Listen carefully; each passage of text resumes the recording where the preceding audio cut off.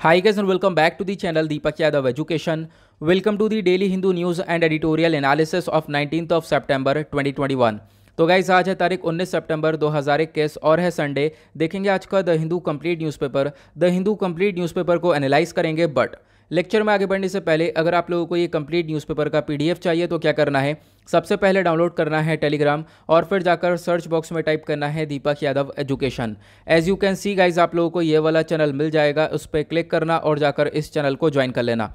देखो अगर आप लोगों को इस तरीके से ये चैनल नहीं मिलता है तो नीचे डिस्क्रिप्शन बॉक्स में आप सभी लोगों को टेलीग्राम का लिंक दिया गया है, वो लिंक इसी चैनल का है। जैसे आप उस पर क्लिक करोगे ऑटोमेटिकली ये चैनल ओपन हो जाएगा, इसको जाकर ज्वाइन कर लेना।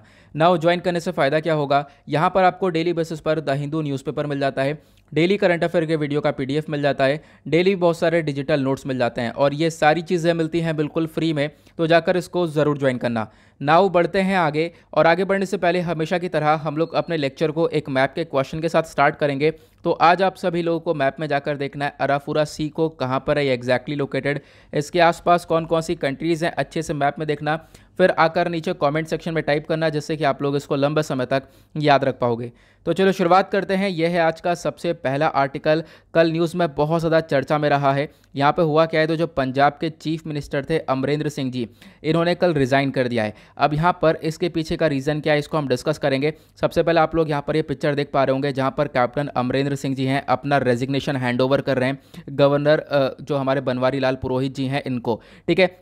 क्योंकि जो चीफ मिनिस्टर ने जब वो रिज़ाइन कर रहे हैं तो वो जो रेजिग्नेशन लेटर है वो गवर्नर को देना पड़ता है, तो वही चीज़ यहाँ पर देखने को मिली है। अब इन्होंने रिज़ाइन करते हुए देखो ये बोला है कि इनका काफ़ी बार अपमान हुआ है, लगभग पिछले 2 महीने के अंदर इनका 3 बार अपमान देखने को मिला थ्रू कांग्रेस लीडरशिप, ऐसा यहाँ पर बताया गया। साथ ही साथ यहाँ पर जो नवजोत सिंह सिद्धू हैं इनके साथ और कैप्टन अमरिंदर सिंह जी, इन दोनों के बीच में काफ़ी हद तक विवाद देखने को मिला है, इसकी वजह से भी इन्होंने रिज़ाइन किया। इन्होंने खुद यहाँ पर ये सारी चीज़ें बताई। साथ ही साथ यहाँ पर आप कह सकते हो कि अब जो करेंटली पंजाब के चीफ मिनिस्टर हैं वो रिज़ाइन कर चुके हैं, तो एक नए चीफ मिनिस्टर आएंगे बिल्कुल, लेकिन जो नए चीफ मिनिस्टर आएंगे उसको लेकर जो फाइनल डिसीजन है वो पार्टी की प्रेसिडेंट सोनिया गांधी के पास है। लेकिन फाइनल डिसीजन के अंदर बताया यह जा रहा है कि आने वाले टाइम पर हो सकता है जो सुनील जाखड़ हैं ये एक नए चीफ मिनिस्टर बनकर आए पंजाब के, क्योंकि ये फ्रंट रनर के तौर पर देखे जा रहे हैं, ऐसा यहाँ पर इस आर्टिकल के अंदर मेंशन किया गया है। तो ये छोटा सा आर्टिकल था, एग्जाम पर्सपेक्टिव कुछ इतना इंपॉर्टेंट नहीं है, लेकिन है क्या देखो यहाँ पर वो इंपॉर्टेंट चीज़ है वो है चीफ मिनिस्टर।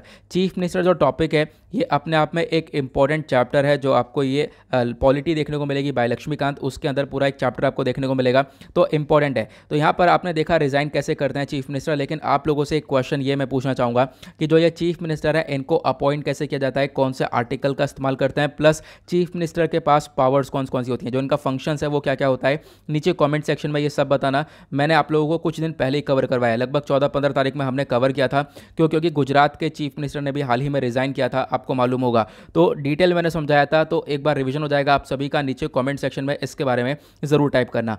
नाउ बढ़ते हैं अगले आर्टिकल की तरफ, लेकिन अगले आर्टिकल पे बढ़ने से पहले मैं आप लोगों को बता दूं इस चैनल पर डेली बेसिस पर 2 वीडियो अपलोड होते हैं, आप लोगों को मालूम होगा।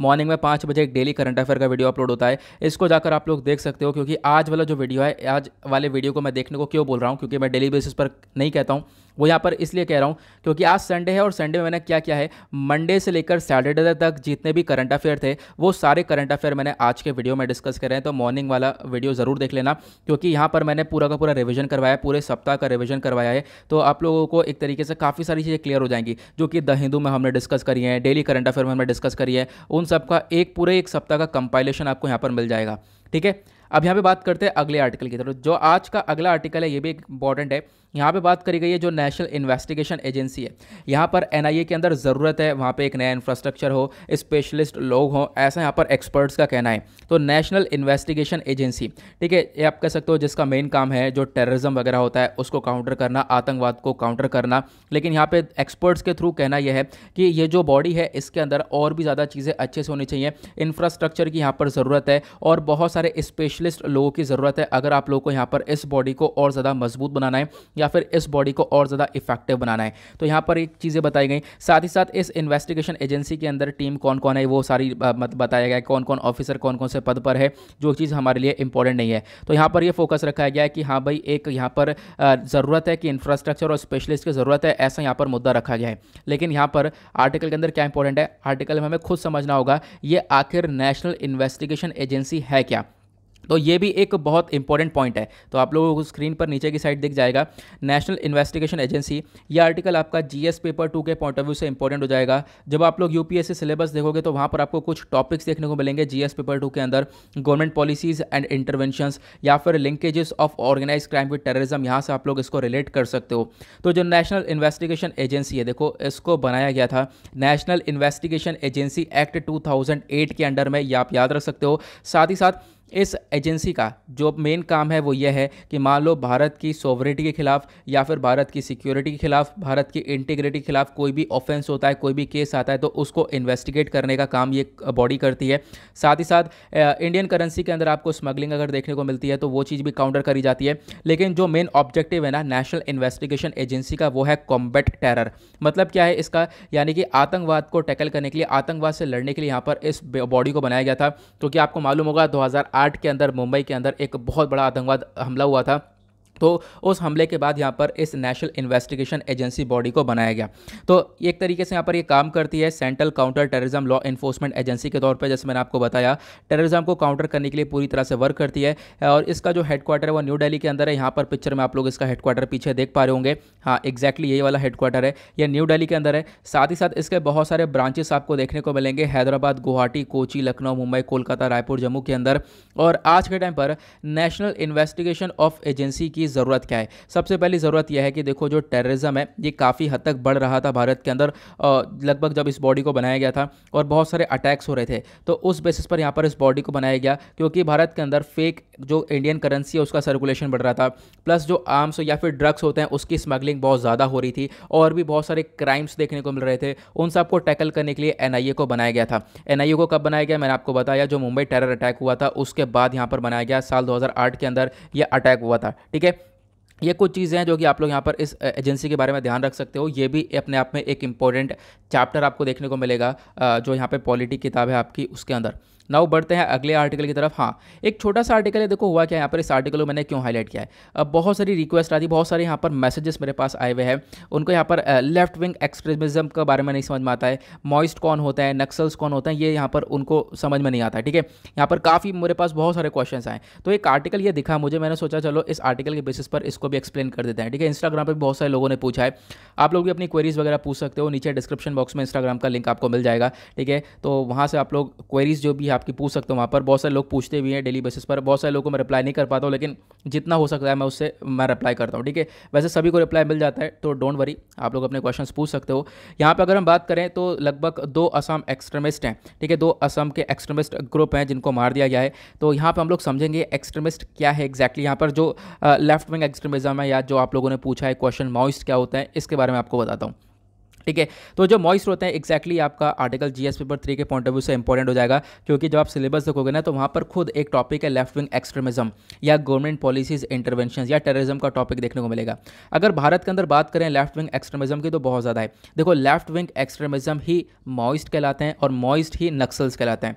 फ़र्क ये है, जो मॉइस्ट होता है ये वर्ल्ड वाइड यानी दुनिया भर में मॉइस्ट के नाम से जाने जाते हैं, लेकिन यही लोग जो एक तरीके से भारत के अंदर जो जाने जाते हैं वो नक्सल्स के नाम से जाने जाते हैं। नक्सलिज्म देखने को मिलता है, नक्सलाइट्स देखने को मिलते हैं। ठीक है, तो जो नक्सल्स होते हैं वो भारत के अंदर यहाँ पर जाने जाते हैं। तो यहाँ पे लेफ्ट विंग एक्सट्रीमिज्म हो, चाहे वो मॉइस्ट हो, चाहे वो नक्सल्स हो, तीनों यहाँ पर सेम ही है। ओके, जो ये नक्सलिज्म है ना, ये जो टर्म नक्सलिज्म है कहाँ से निकल कर रही है? वेस्ट बंगाल के अंदर एक गांव था नक्सलबारी, वहाँ से निकल कर रही है, क्योंकि वहीं पर एक बहुत बड़ा केस हुआ था, उसके बेसिस पर यहाँ पर ये नक्सलिज्म बढ़ता हुआ नजर आया। ठीक है, उसके बाद अगर हम लोग बात करें जो नक्सलिज्म वाला मूवमेंट है ये लगातार बढ़ता रहा भारत के अंदर। बहुत जो लेस डेवलप्ड एरियाज़ हैं जो कि विकसित नहीं है उन वाले एरियाज़ के अंदर ज़्यादा थे, जिससे बड़ा छत्तीसगढ़, ओडिशा, आंध्र प्रदेश के अंदर बहुत ज़्यादा आज के टाइम पर नक्सलिज्म बहुत ज़्यादा है। ठीक है, छत्तीसगढ़ के अंदर इनफैक्ट बहुत ज़्यादा है। उसके बाद यहाँ पर आपको देखने को मिलेगा कि जो नक्सलिज्म है, ठीक है, एक तरीके से किसी चीज़ की फॉर्म है, कम्युनिज्म की फॉर्म है। ठीक है, जो ये मॉइज्म होता है ये कम्युनिज्म की फॉर्म है। ये मॉइज्म को या फिर मॉइस्ट को किसने डेवलप किया है? तो एक व्यक्ति है, नाम है माओ से तुंग। ठीक है, माओ से तुंग ने यहाँ पर इसको डेवलप किया। अब ये माओ से तुंग कौन है मैं आपको बताता हूँ। आप लोग को यहाँ पर ये वाला व्यक्ति दिख रहा होगा, ये ही है माओ जेडोंग या फिर माओ सेतोंग। एक तरीके से ये चेयरमैन था माओ का, और यहाँ पर एक चाइनीज़ कम्युनिस्ट रिवॉल्यूशनरी थे, और आप कह सकते हो फाउंडिंग फादर थे पीपल्स रिपब्लिक ऑफ चाइना के। और इन्हीं के थ्रू यहाँ पर माओइज़म को फाउंड करा गया, एक तरीके से माओइज़म को डेवलप करा गया। अब यहाँ पर आप कह सकते हो ये जो लोग होते हैं ये बिल्कुल किसी सरकार वगैरह को नहीं मानते हैं, एक तरीके से इनके हाथ में हथियार थमा दिए जाते हैं। और उसके बाद यहाँ पर आप कह सकते हो कि ये लोग मतलब टोटली सरकार के अगेंस्ट में रहते हैं, सरकार यहाँ पर डेवलपमेंट नहीं कर रही है, या बहुत सारी चीज़ें होती हैं जो कि यहाँ पर ये मुद्दा रखते हैं। और फिर उसके बाद यहाँ पर ये नक्सलिज्म बढ़ता हुआ चला जाता है, ये आइडियोलॉजी एक दूसरे में फैलती हुई चली जाती है। आज के टाइम पर जो ये नक्सलिज्म है ये या फिर एक्सट्रीमिज्म है, ये बहुत सारे स्टेट्स के अंदर आपको देखने को मिलेगा। एक तरीके से यहाँ पर रेड कॉरिडोर स्टेट्स है, रेड कॉरिडोर स्टेट्स वो हैं जहाँ पर सबसे ज़्यादा ये नक्सलिज्म है, ये सबसे ज़्यादा नक्सल अफेक्टेड एरिया है। वो कौन कौन से, वो आपको छत्तीसगढ़, झारखंड आपको देखने को मिलेगा। उसके बाद यहाँ पे असम की बात हुई है तो असम एक नया आपको ये एरिया देखने को मिलेगा जिसमें लगातार नक्सलिज्म या लेफ्ट विंग एक्सट्रीमिज्म बढ़ता हुआ नजर आ रहा है, और आने वाले टाइम पर ये और भी बढ़ सकता है, ऐसे यहाँ पे देखने को मिलेगा। प्लस उसके बाद यहाँ पर जो ये ऑरेंज वाले एरियाज़ हैं ये थोड़े से कम अफेक्टेड हैं, और येलो वाले एरियाज़ हैं ये बहुत ही कम अफेक्टेड है। येलो वाले एरियाज़ में बहुत कम आपको ये नक्सलिज्म वगैरह देखने को मिलता है। तो ये छोटा सा कॉन्सेप्ट है जो कि आप लोग यहाँ पर ध्यान रख सकते हो, एक इंपॉर्टेंट है। ओके, आगे बढ़ेंगे। उसके बाद नेक्स्ट आर्टिकल की तरफ, तो यहाँ पर सारे पॉलिटिक्स से रिलेटेड आर्टिकल है, इनको आप लोग स्किप कर सकते हो क्योंकि पॉलिटिक्स से रिलेटेड आर्टिकल हमारे लिए इंपॉर्टेंट नहीं है।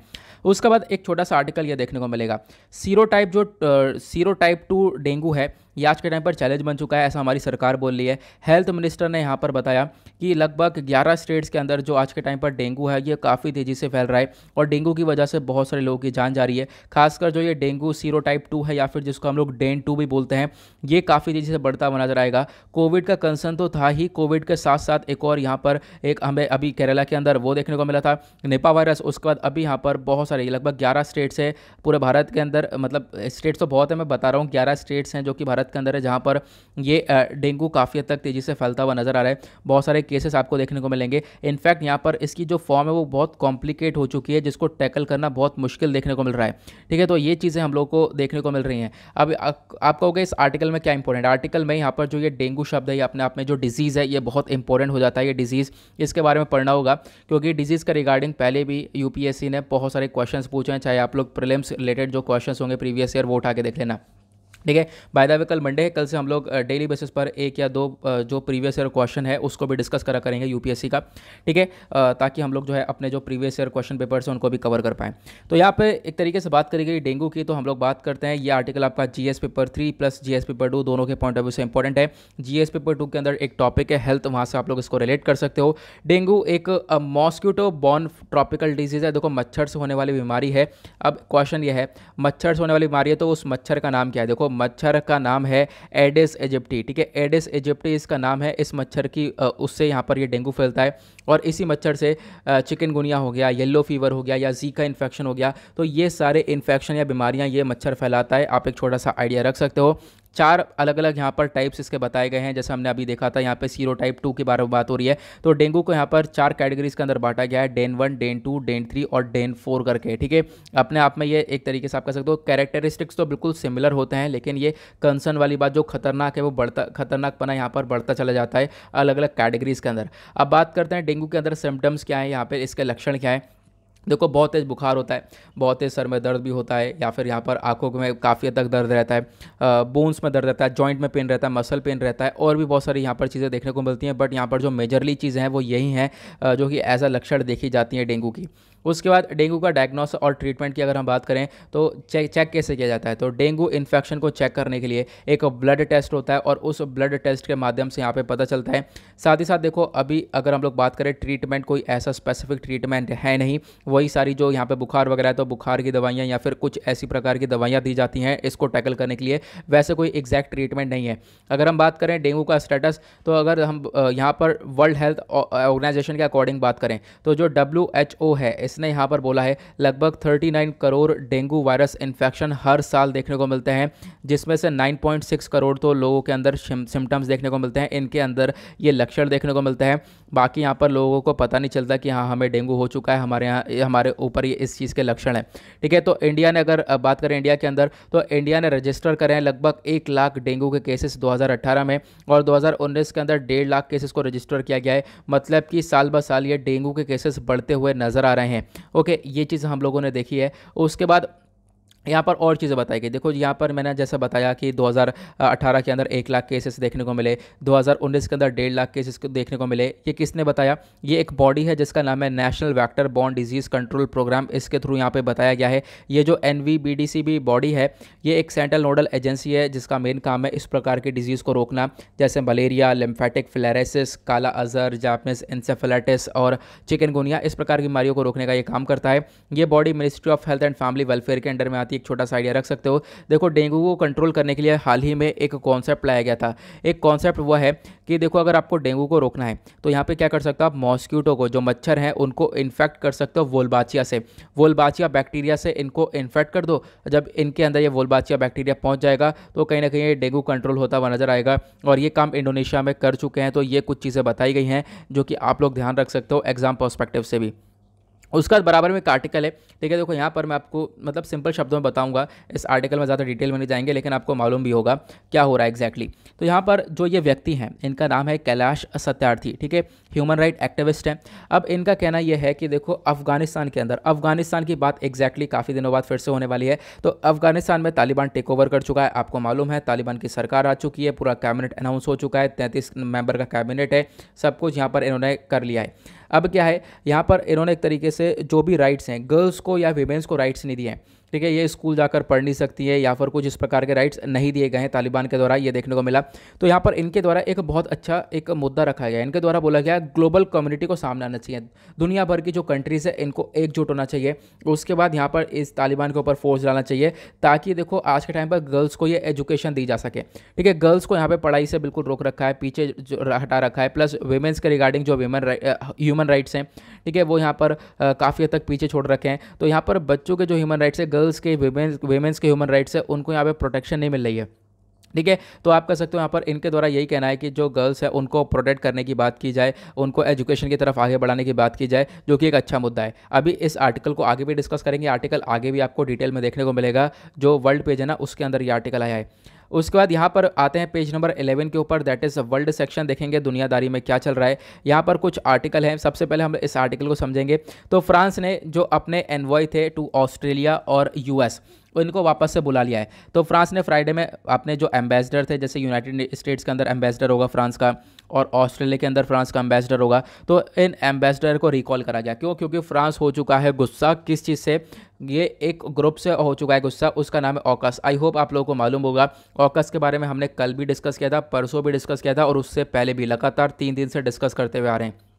ऑकस की फुल फॉर्म है ऑस्ट्रेलिया, UK और US। इन तीनों कंट्रीज़ ने मिलकर एक ट्राइलेटरल ग्रुप बनाया है। ये तीनों ग्रुप, ये जो तीनों कंट्री का ग्रुप है, ये मिलकर क्या काम करने वाला है? जो इंडो पैसिफिक वाला रीजन है उसके अंदर शांति बनाने का काम करेगा ये ग्रुप। ठीक है, ये मेन फोकस रखा गया है इस ग्रुप के ऊपर।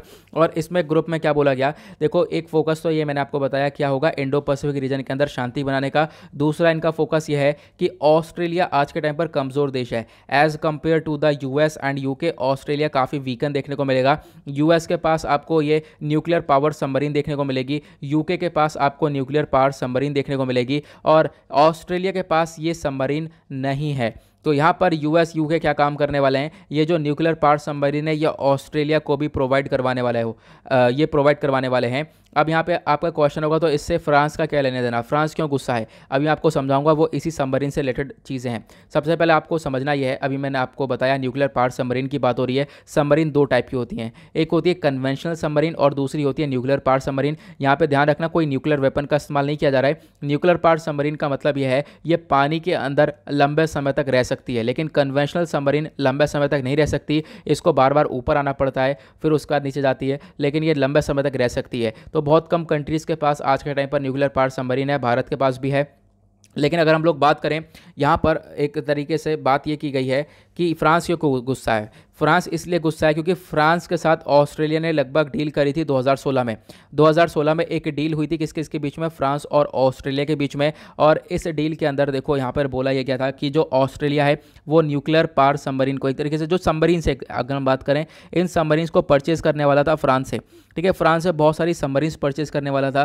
फ्रांस ने यहाँ पर ये डील कर भी ली थी, लेकिन हुआ क्या, यहाँ पे फ्रांस ने बोला ये डील काफ़ी लंबे समय बाद एक तरीके से फॉलो की जाएगी। मतलब यह है कि देखो यहाँ पर फ्रांस के द्वारा बोला गया चलो डील कर तो रहे हैं, लेकिन जो होगी, जो सबमरीन्स होंगी वो आपको काफ़ी टाइम बाद मिलनी शुरू होंगी, लगभग 2032 से आपको मिलना शुरू होंगे सबमरीन्स। ऐसा यहाँ पे फ्रांस के द्वारा एक स्टेटमेंट रखा गया।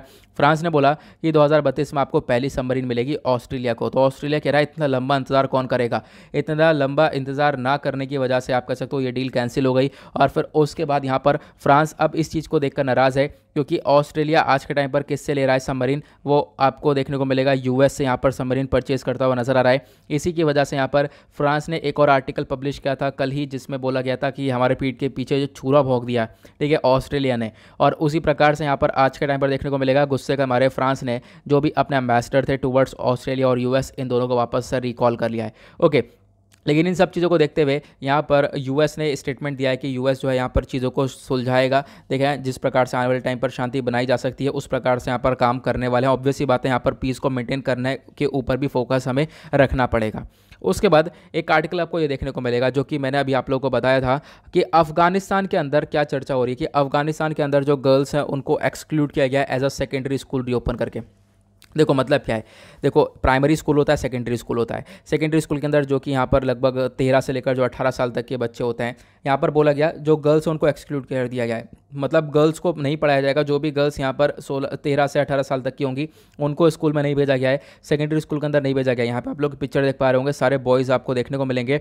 तो यहाँ पर तालिबान ने यह अनाउंसमेंट किया जो मेल टीचर्स होंगे या फिर मेल स्टूडेंट्स होंगे वही लोग यहाँ पर अटेंड करेंगे। ये तालिबान का स्टेटमेंट है। यहाँ पर गर्ल्स के लिए कोई भी स्टेटमेंट नहीं आया, या फिर जो विमेन टीचर्स हैं उनके लिए कोई भी स्टेटमेंट नहीं आया है कि ये लोग भी यहाँ पर स्कूल को अटेंड करने वाले हैं। तो यहाँ पर आप कह सकते हो कहीं ना कहीं एजुकेशन को लेकर जो एक तरीके से वुमेन के रिगार्डिंग राइट्स होंगे या गर्ल्स के रिगार्डिंग राइट्स हो गए, इनका कहीं ना कहीं वॉयलेशन करते हुए ये लोग नज़र आ रहे हैं। लेकिन अभी क्या है ना कि यही फोकस रखा जा रहा है। अभी जो मैंने डिस्कस किया था वहाँ पर भी जो वो पर्सनैलिटी थे उनका कहना यही था कि देखो दुनिया भर में सारी कंट्रीज़ को एकजुट होना चाहिए और उसके बाद यहाँ पर इनके ऊपर तालिबान के ऊपर फोर्स डालनी चाहिए कि ताकि जो ये जो गर्ल्स हैं, ठीक है, इनको एजुकेशन के सेक्टर में पीछे ना रखा जाए। तो ये चीज़ यहाँ पर देखने को मिल रही हैं। साथ ही साथ हमने देखा कि जो सेकेंडरी स्कूल है वो लगभग 13 से 18 साल तक की एज के लिए यहाँ पर बोला गया। साथ ही साथ जो प्राइमरी स्कूल है, प्राइमरी स्कूल के अंदर लगभग आप कह सकते हो इन्होंने सेपरेट कर दिया है, जो एक तरीके से मतलब जो भी सेक्स के बेसिस पर इन्होंने सेपरेशन दिखाया गर्ल्स और बॉयज़ के अंदर।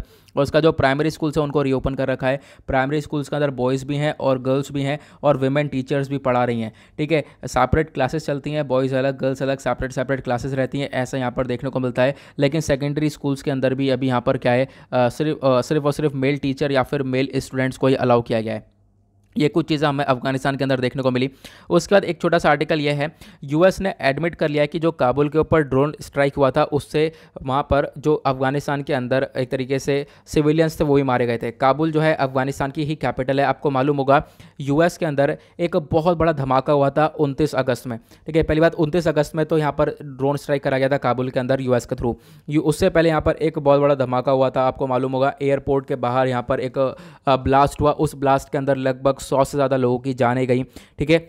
ये सब चीज़ यहाँ पर देखने को मिली थी। पता चला कि वो जो ब्लास्ट है वो ISIS-K ने यानी खुरासन ने, इस्लामिक स्टेट खुरासन ने यहाँ पर ये अटैक करवाया था। यूएसए को ये सारी चीज़ें पता चली तो यूएसए ने ड्रोन स्ट्राइक करी। एक देखो ड्रोन स्ट्राइक 2 करी गई थी।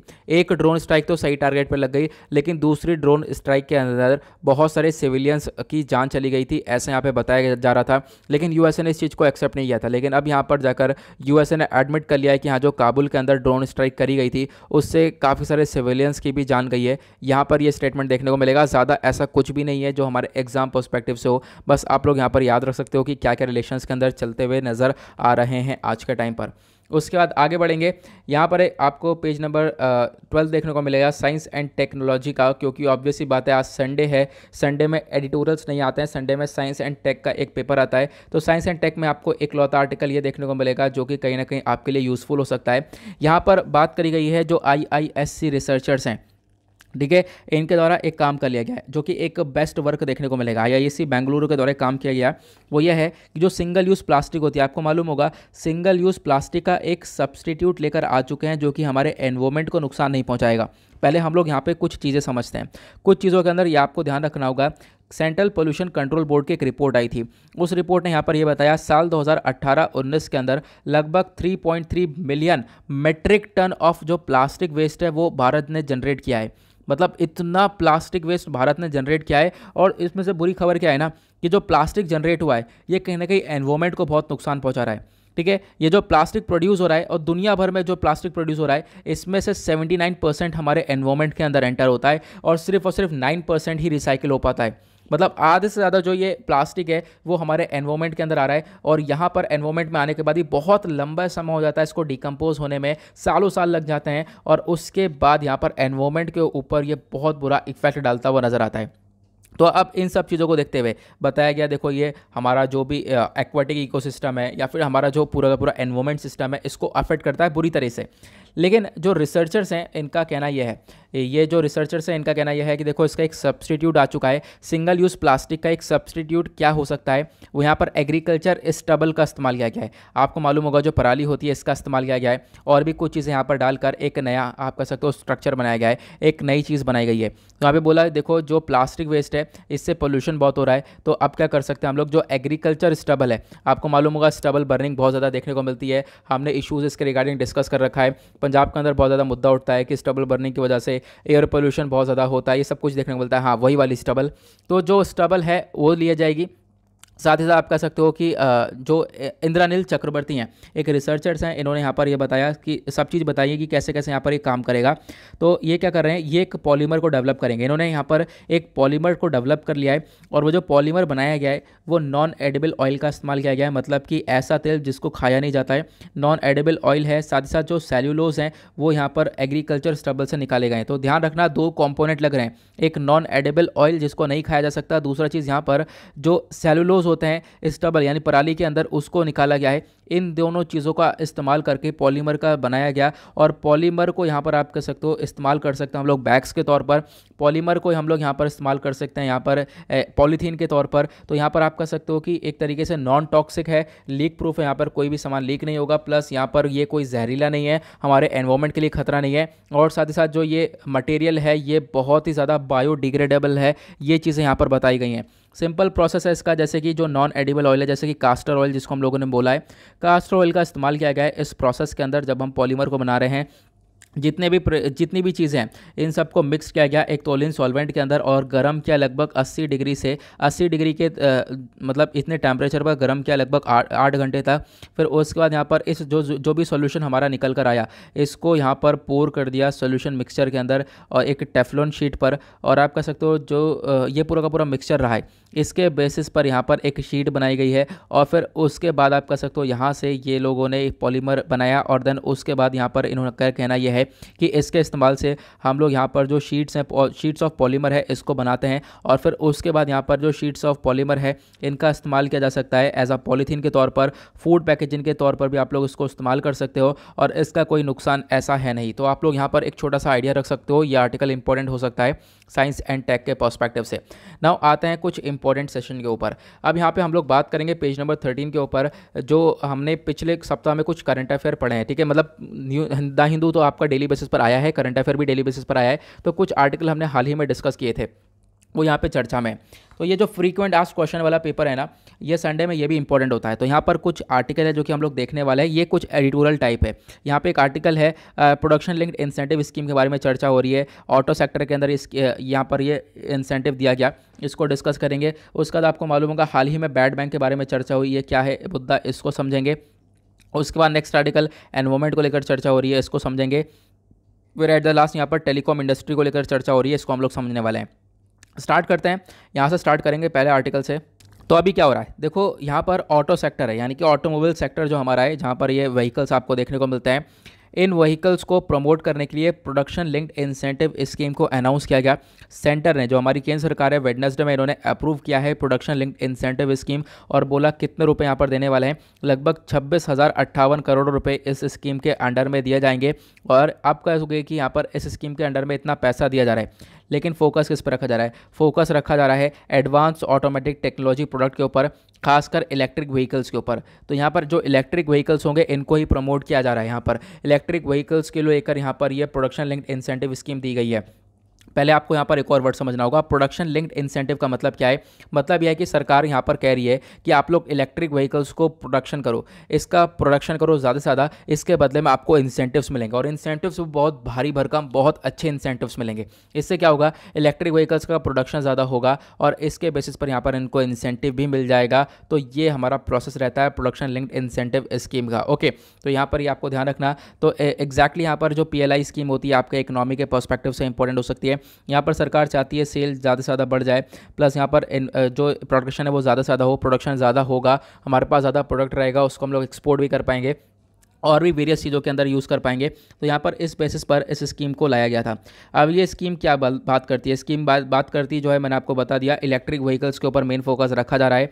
उसके बाद बोला गया ये स्कीम कितनी ज़्यादा इंपॉर्टेंट है। देखो बहुत इंपॉर्टेंट है, क्योंकि एक बॉडी है society of Indian automobile manufacturer, ठीक है, जिसका नाम SIAM है। इसके थ्रू कहना यह है कि देखो एक टाइम पर लगभग कोरोना से पहले जो ऑटोमोबाइल सेक्टर था वो बहुत हाई पर चला था, अपने पीक पर चल रहा था। साल के अंदर 3.3 मिलियन पैसेंजर व्हीकल्स बिके थे साल 2019 के अंदर। लेकिन साल 2020 में यहाँ पर ये एक तरीके से आप कह सकते हो कोरोना आया, कोरोना के बाद लॉकडाउन लगा, उसके बाद जो ऑटोमोबाइल सेक्टर है वो पूरी तरह से हिट हो गया, बहुत बुरी तरह से। आज के टाइम तक भी अगर हम बात करें, बहुत सारी ये जो कंपनीज है वो लॉस में चल रही हैं। उसी के बेसिस पर यहाँ पे बताया गया है कि ज़रूरत है कि नई टेक्नोलॉजी जो इलेक्ट्रॉनिक व्हीकल्स हैं, इलेक्ट्रिक व्हीकल्स है, इनको बनाया जाए। और इलेक्ट्रिक व्हीकल्स के रिगार्डिंग आप कह सकते हो यहाँ पर ये प्रोडक्शन लिंक्ड इंसेंटिव स्कीम को अनाउंस किया गया कि यहाँ पर एक कंपनी से अगर इलेक्ट्रिक व्हीकल्स का प्रोडक्शन करती हैं तो डेफिनेटली यहाँ पर ये इंसेंटिव्स इनको मिलने वाला है। अब यहाँ पर क्या है, इस प्रोडक्शन लिंक्ड इंसेंटिव स्कीम से बहुत सारी जॉब्स वगैरह क्रिएट होती हुई नजर आएंगी, काम बढ़ेगा तो जॉब्स भी यहाँ पर निकलती हुई नजर आएंगी। अब क्वेश्चन ये है, ये जो PLI स्कीम दी गई है, क्या ये सिर्फ और सिर्फ जो ये नई फ्यूल टेक्नोलॉजी है इसके लिए, मतलब इलेक्ट्रिक व्हीकल्स के लिए? तो बिल्कुल, यहाँ पे बोला गया है ये जो मूव है ये सिर्फ क्लीन टेक्नोलॉजी के लिए है। यहाँ पर हम लोग नहीं चाहते कि पोल्यूशन बेस्ड यहाँ पे हम लोग व्हीकल्स को बनाएं। तो यहाँ पर मेन फोकस इलेक्ट्रिक व्हीकल्स के ऊपर रखा गया है। तो इलेक्ट्रिक व्हीकल्स की मैन्युफैक्चरिंग होगी, इससे पोल्यूशन वगैरह बहुत ज़्यादा कम होगा, ऑयल इंपोर्ट के ऊपर डिपेंडेंसी हमारी कम हो जाएगी। तो ये कुछ चीज़ें हैं जो कि हम लोग इंडिया के ऊपर काफ़ी हद तक ये फ़ायदेमंद देखने को मिलेगा। प्लस उसके बाद जो हाइजीन है वो काफ़ी हद तक बढ़ता हुआ नजर आएगा। इलेक्ट्रिक व्हीकल्स के अपने आप में ही बहुत सारे फ़ायदे हैं। और आज के टाइम पर देखो एक अंदाज़ा लगाया जा रहा है, आने वाले टाइम पर इलेक्ट्रिक व्हीकल्स की मांग बहुत ज़्यादा बढ़ने वाली है। प्लस यहाँ पर एक मतलब जो इसकी डिमांड भी काफ़ी हद तक बढ़ेगी, प्लस इसका प्रोडक्शन भी बढ़ेगा। तो इलेक्ट्रिक व्हीकल इसके ऊपर आज के टाइम पर काफ़ी हद तक काम किया जा रहा है। उसके बाद कस्टमर्स क्या एक्सपेक्ट कर सकते हैं, यहाँ पे बोला गया, देखो कस्टमर्स क्या एक्सपेक्ट कर सकते हैं, कस्टमर यही एक्सपेक्ट कर सकते हैं जो GST रेट है वो बहुत कम से कम रहे इन व्हीकल्स के ऊपर। अगर GST रेट कम रहेगा तो ऑब्वियस सी बात है इसकी सेल ज़्यादा होगी। प्लस तमिलनाडु सरकार ने अभी हाल ही में यहाँ पर अनाउंस भी किया था कि जो रोड टैक्स होगा, रोड पर चलने वाला टैक्स होगा इलेक्ट्रिक व्हीकल्स के ऊपर, वो 2 साल के लिए बिल्कुल 100% तक छूट दी जा रही है। मतलब बहुत सारे स्टेट जो हैं अलग अलग काम कर रहे हैं इलेक्ट्रिक व्हीकल्स को प्रमोट करने के लिए, और इलेक्ट्रिक व्हीकल्स को प्रमोट करने के लिए सारा काम हमें करना भी पड़ेगा। उसके बाद एक आर्टिकल आपको ये देखने को मिलेगा, ये हमने परसों ही डिस्कस किया था, जो टेलीकॉम इंडस्ट्री है उसके लिए सरकार ने नए कुछ गाइडलाइंस जारी किए हैं, कुछ रिलीफ यहाँ पर मेजर्स जारी करे हैं। वो क्या है इसको हम लोग तुरंत डिस्कस करते हैं। यहाँ पर एक इंपॉर्टेंट आर्टिकल ये बन सकता है, ठीक है। यहाँ पर आप देख सकते हो ये है कुछ यहाँ पर बताया गया छूट, जैसे कि जो टेलीकॉम सेक्टर्स हैं, टेलीकॉम या फिर टेलीकोज आप कह सकते हो, ये कंपनीज़ हैं। कौन कौन सी कंपनीज़ हैं? जैसे एयरटेल हो गया, जियो हो गया, वोडाफोन आइडिया हो गया, ये सारी कंपनीज़ हैं। लेकिन आज के टाइम पर सिर्फ और सिर्फ भारत के अंदर 2 टॉप कंपनीज़ देखने को मिलेंगी, एक तो एयरटेल हो गया और एक जियो हो गया। ये दोनों कंपनीज जो कि टिकी पड़ी हैं, ठीक है। इसी वजह से टेलीकॉम जो सेक्टर है इसको डुओपोली भी बोल दिया गया है कि आज के टाइम पर ये 2 ही यहाँ पर एक ऐसी कंपनी जो कि आज के टाइम पर टिकी पड़ी हैं। अदरवाइज जो आइडिया वोडाफोन है ये इनके मतलब बहुत बुरे हाल चल रहे हैं इनका, ऐसा यहाँ पे बताया गया। तो हाल ही में सरकार ने बहुत सारे रिलीफ मेजर ये दिए कि जो भी इनके ऊपर ड्यूज़ है, यानी कि जो टेलीकॉम सर्विस कंपनीज़ हैं इनको बहुत सारा पैसा चुकाना है अभी। तो जो पैसा चुकाना है उसके अंदर 4 साल की छूट दे दी गई है, 4 साल का मोरेटोरियम पीरियड दे दिया गया है। मोरेटोरियम पीरियड मतलब फ्रीजिंग पीरियड आप कह सकते हो, या फिर डिले पीरियड कह सकते हो, या फिर सस्पेंशन कह सकते हो। तो 4 साल की यहाँ पर छूट दी गई है। इसके बेसिस पर यहाँ पर क्या होगा, ये लोग आराम से जो है इसका पेमेंट कर सकते हैं, और पेमेंट बहुत है। और आप कह सकते हो कि पेमेंट के साथ साथ जब भी करेंगे उसके साथ यहाँ पर इनको ब्याज भी चुकाना होगा, ऑब्वियसली बात है, क्योंकि लंबा समय इनको दिया जा रहा है। उसके बाद यहाँ पे बोला गया टेलीकॉम कंपनीज के अंदर 100% डायरेक्ट इन्वेस्टमेंट को लाया जाएगा ऑटोमेटिक रूट के थ्रू। ऑटोमेटिक रूट के थ्रू मतलब यह है, देखो जब भी किसी कंट्री के अंदर हम इन्वेस्टमेंट करते हैं, मतलब भारत के अंदर इन्वेस्टमेंट करना है, तो उसके लिए आपको RBI, reserve bank of India का अप्रूवल चाहिए होता है, सेंट्रल गवर्नमेंट का अप्रूवल चाहिए होता है। लेकिन यहाँ पर क्या होगा, जब भी आप इन्वेस्टमेंट करोगे तो ऑटोमेटिक रूट का मतलब ये होता है आपको किसी भी चीज़ का अप्रूवल नहीं चाहिए, आप डायरेक्ट यहाँ पर इन्वेस्टमेंट कर सकते हो। तो टेलीकॉम इंडस्ट्रीज़ के अंदर लगभग आप कह सकते हो 100% डायरेक्ट इन्वेस्टमेंट देखने को मिलने वाला है। और पहले ये जो इन्वेस्टमेंट है ये 49% के आसपास था, अब यहाँ पर ये 100% का है। तो ऑब्वियस सी बात है, आने वाले टाइम पर ये जो टेलीकॉम कंपनीज हैं ये ग्रो होती हुई नजर आएंगी, इनके पास इन्वेस्टमेंट ज़्यादा आता हुआ नजर आएगा। उसके बाद यहाँ पर बोला गया कि एक रिलीफ यहाँ पर ये दिया गया कि बहुत सारे जो कस्टमर्स हैं जो कि प्रीपेड से पोस्टपेड पर जा रहे हैं या फिर पोस्टपेड से प्रीपेड पर आ रहे हैं, उन लोगों के लिए क्या होता है, हमेशा उनको एक नए नो और कस्टमर के नॉर्म्स भरने होते हैं, केवाईसी को फिलअप करना होता है। लेकिन अब यहाँ पर जब भी कोई व्यक्ति पोस्टपेड से प्रीपेड पर जाएगा या प्रीपेड से पोस्टपेड पर जाएगा तो उसको कोई भी फ्रेश केवाईसी की ज़रूरत यहाँ पर नहीं देखने को मिलेगी। उसके बाद बोला गया जो स्पेक्ट्रम ऑक्शंस हैं वो यहाँ पर देखने को मिलेंगे हर फाइनेंशियल ईयर के लास्ट क्वार्टर के अंदर। लास्ट क्वार्टर कौन सा होगा, ठीक है, मतलब कि एक क्वार्टर में 3 महीने होते हैं, आपको मालूम होगा। तो यहाँ पर जो एक तरीके से जनवरी फरवरी मार्च हो गया, ठीक है, यहाँ पर एक आपको लास्ट क्वार्टर ये देखने को मिल जाएगा। अब क्या है ना कि जो फाइनेंशियल ईयर का लास्ट क्वार्टर है ये, तो इसी क्वार्टर के अंदर जो एक तरीके से स्पेक्ट्रम है उसकी नीलामी होगी, इसकी ऑक्शन होगी, इसकी बोली लगाई जाएगी। स्पेक्ट्रम ऑक्शन का मतलब यह है कि जो भी टावर्स है, मान लो एयरटेल आपको 5G नेटवर्क दे रहा है, 4G नेटवर्क दे रहा है, उसके पास स्पेक्ट्रम है। उसके पास स्पेक्ट्रम क्या है, मतलब टावर के पास आसपास जो ये नेटवर्क हिस्सा हैं ये स्पेक्ट्रम होता है, ये सरकार के अंडर में आती है, सरकार इसकी बोली लगवाती है और कंपनीज आकर बोली लगाती हैं इतने साल के लिए हम लोग इतने हर्ट्ज़ का, इतने 5G का या फिर 4G का स्पेक्ट्रम हम लोग परचेस कर रहे हैं। तो यहाँ पर ये लोग, यहाँ पर कंपनीज एक तरीके से इसके अंदर बोली लगाती हैं। तो ये जो स्पेक्ट्रम ऑक्शन है ना, ये हर फाइनेंशियल ईयर के लास्ट क्वार्टर में रखने वाले हैं, ऐसा यहाँ पे बताया जा रहा है। ओके, तो ये आप लोगों को ध्यान रखना है। उसके बाद जब जब ये स्पेक्ट्रम ऑक्शन होगा आने वाले टाइम पर और भी बहुत सारे जो भी मेजर्स होंगे, जो भी यहाँ पर एक तरीके से रिलीफ लाए जा सकते हैं वो भी लाए जाएंगे। तो ये पूरा यहाँ पर सिस्टम था। तो यहाँ पर मैंने आपको बता दिया किस प्रकार से गवर्नमेंट रिलीफ पैकेज यहाँ पर इस सेक्टर को इम्पैक्ट करेगा, ये सारी चीज़ें हमने डिस्कस कर ली हैं। उसके बाद एक आर्टिकल आपको ये वाला देखने को मिलेगा, यहाँ पर चर्चा हो रही है what is the need for a bad bank. ठीक है, आज के टाइम पर आपको मालूम होगा हमारी फाइनेंस मिनिस्टर ने अनाउंस कर दिया है कि बैड बैंक को बनाया जाएगा। बैड बैंक का मतलब यह है, देखो इसका काम तो अच्छा है, नाम इसको बैड बैंक दिया गया है। अभी मैं आपको बताता हूँ। सबसे पहले आपको समझना होगा नॉन परफॉर्मिंग एसेट के बारे में। देखो एक कॉन्सेप्ट होता है नॉन परफॉर्मिंग एसेट और दूसरा होता है bad banks. Non performing asset NPA के अंदर क्या होता है, मान लो किसी बैंक ने लोन दिया है, अब वो जो लोन है वो वापस से रिटर्न नहीं आया, लगभग 90 दिन के अंदर ना ही ये लोन आया है, ना ही इसके ऊपर जो कोई इंटरेस्ट है, ना ही वो इंटरेस्ट आया, ना ही वो प्रिंसिपल आया है, कुछ भी चीज़ बैंक के पास वापस 90 दिन के अंदर नहीं आई है, तो वो एनपीए कहलाएगा, नॉन परफॉर्मिंग एसेट कहलाएगा, यानी बैंक का पैसा डूब रहा है ऐसा पता चल जाता है। ठीक है, 90 दिन के अंदर कुछ भी रिटर्न नहीं आया बैंक के पास, तो वो क्या होता है, एनपीए, नॉन परफॉर्मिंग एसेट, ये देखने को मिलता है। अब क्या होता है, एनपीए वाली सिचुएशन बहुत ज़्यादा है, एनपीए बहुत ज़्यादा बढ़ जाता है, बहुत सारे बैंक के ऊपर लाखों करोड़ रुपए का यहाँ पर कर्जा उतार जाता है, बहुत सारा लोन दे देते हैं लेकिन वो लोन वापस से नहीं आता है बैंक्स के पास। तो ये एनपीए वाली क्राइसिस काफ़ी हद तक देखने को मिलती है। उसी के लिए यहाँ पर जो अब की बार बजट अनाउंस किया गया है उसमें बैड बैंक का कॉन्सेप्ट लाया गया। बैड बैंक क्या काम करेगा, बैड बैंक ऐसा बैंक है जो कि इन कमर्शियल बैंक्स की हेल्प करेगा, एनपीएस को रिकवर करने में मदद करेगा। बैड बैंक कोई जैसे नॉर्मल बैंक होता है वैसा नहीं है, जैसे कि मान लो एसबीआई, पीएनबी, इन बैंक की तरह नहीं होगा। इन एसबीआई, पीएनबी में आप क्या करते हो, पैसा जमा कर सकते हो, निकाल सकते हो, ये सब कुछ होता है। लेकिन बैड बैंक में आप कोई भी डिपॉजिट नहीं कर सकते, कुछ भी नहीं होगा। बैड बैंक क्या है, सिर्फ और सिर्फ इन एसबीआई, पीएनबी या फिर जो कमर्शियल बैंक्स है इनकी मदद करने के लिए बनाया गया है, ताकि जो इनका जो लोन है, इनका जो एनपीए है उसको वापस से रिकवर करा जा सके। तो इसके बेसिस पर यहाँ पर बैड बैंक को बनाया गया है। तो बैड बैंक अब यहाँ पर अनाउंस कर दिया गया है, बैड बैंक आ चुका है। और साथ ही साथ आप कह सकते हो यहाँ पर बैड बैंक के तौर पर एक बॉडी है national asset reconstruction company limited, जिसको NARCL बोला गया है। तो ये national asset reconstruction company limited जो है ये यहाँ पर काम लेने वाली है। ये क्या करेगी, जो बैंक्स है, बैंक्स के पास उधारी है, वो बैंक्स के पास जो भी एनपीए है वो एनपीए ये परचेज कर लेगी और फिर उसके बाद ये रिकवरी करेगी। ठीक है, मान लो यहाँ पर एसबीआई के ऊपर, फॉर एग्जांपल मैं आपको बताता हूँ, एसबीआई के ऊपर 100 करोड़ रुपए का यहाँ पर एक तरीके से एसबीआई ने लोन दिया था, वो वापस नहीं आया। 100 करोड़ रुपए का एनपीए चल रहा है एसबीआई का। तो यहाँ पर आप कह सकते हो एनपीए जो है ये वाला जो है NARCL जो है ये क्या है, यह है national asset reconstruction company limited. यह बैड बैंक की तरह काम करेगी। ये क्या करेगी, एसबीआई से ये एनपीए खरीद लेगी, यानी कि 100 करोड़ रुपये वाला जो एनपीए है ये यहाँ पर एनएआरसीएल खरीद लेगी और फिर खरीदने के बाद इसको रिकवर करेगी। आप कहोगे एसबीआई को इसके बदले में क्या मिलेगा, एसबीआई को इसके बदले में पैसा मिल जाएगा। इसका जितना रिकवर होगा उतना पैसा यहाँ पर आप कह सकते हो, थोड़ा बहुत पैसा मिल जाएगा, थोड़ा बहुत प्रॉफिट यहाँ पर एनएआरसीएल रखने वाला है। जैसे कि मान लो 100 करोड़ रुपए है, 100 करोड़ रुपए यहाँ पर एनएआरसीएल रिकवर करेगा। अब यहाँ पर उससे पहले एक एग्रीमेंट हो जाएगा, एसबीआई के साथ एक एग्रीमेंट हो जाएगा। उस एग्रीमेंट में डिस्कशन हो जाएगा कि हम लोग देखो 100 करोड़ रुपए रिकवर करने की कोशिश करेंगे, लेकिन यहाँ पर एक एग्रीमेंट हो जाएगा। जैसे कि मान लो रिकवर करने के बाद 80 करोड़ रुपए एसबीआई के पास आ जाएंगे।